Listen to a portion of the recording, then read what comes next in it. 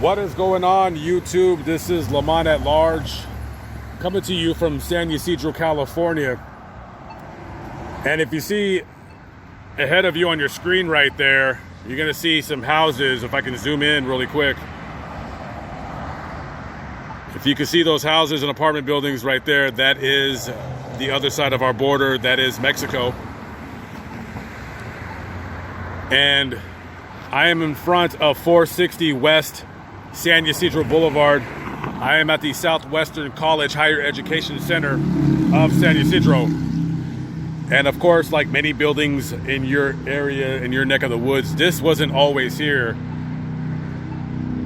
This was formerly a McDonald's, and on July 18th, 1984, this was the site of, at the time, the worst mass shooting in United States history. A man by the name of James Huberty came in here with murder on his mind.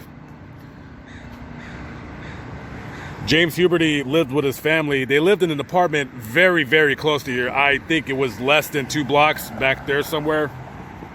And he came to this McDonald's with a shotgun, a Uzi submachine hand pistol, and I believe just a regular handgun.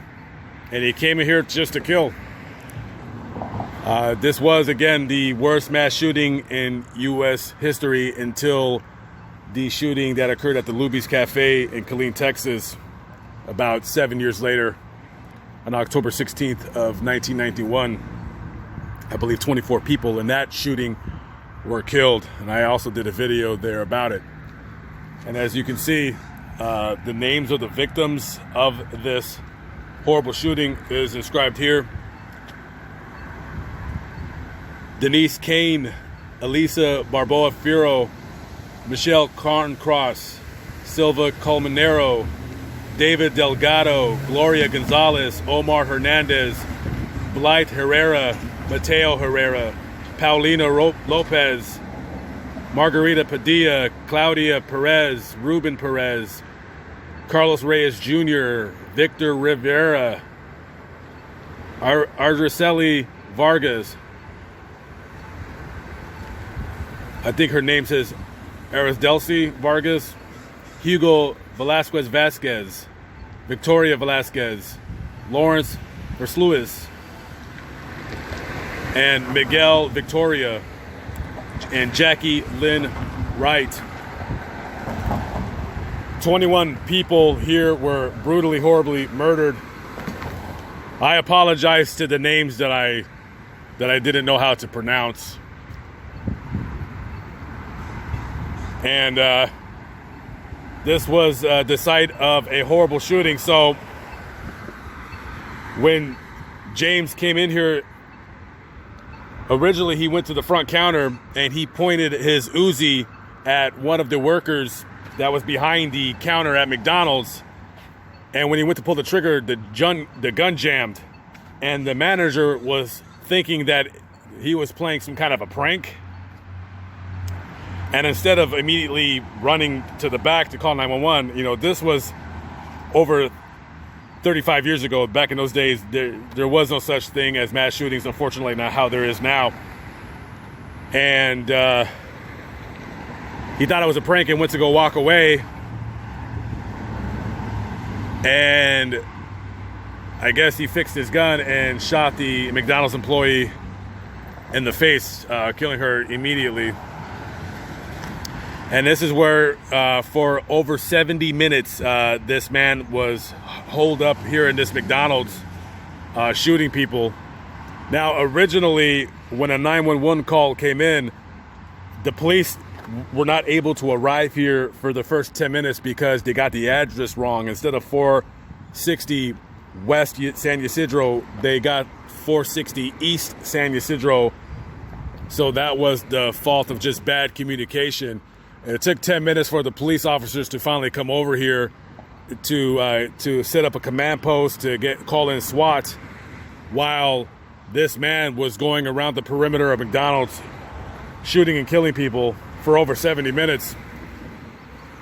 3 boys on their bicycles, they were coming here to McDonald's to get sundaes, and one of the survivors of those 3 boys said that he just turned around and shot them. And he said when he turned around, he seen his friend had blood all over him, and he threw up. And I believe both of his friends died. They were like 8, 10 years old, little kids coming here to just get a sundae. I mean, come on. Just horribly tragic. And when he left his home, according to the interviews conducted by the police and the FBI with his kids and his wife, the shooter had tried to get some kind of mental health evaluation done, but the mental facility never called him back, and he had told his family goodbye, that he was never going to see them ever again. It is believed that he had planned this shooting from months in advance, and his children and wife, originally they were from Ohio, and they came here to try to move to Tijuana to set up some kind of a business, and he realized he wasn't able to do it because, of course, there's a language barrier. So they moved back to the United States, and they rented a 2-bedroom apartment very, very close to here. Like, I believe it might even be down that block right there, make a right. And so he did the unthinkable, a horrible, disgusting act. After the shooting, of course, the McDonald's never opened back up ever again. And then they moved. I believe the McDonald's now is about I want to say it's about less than a mile down that road right there. So anyways, a truly tragic, horrible story.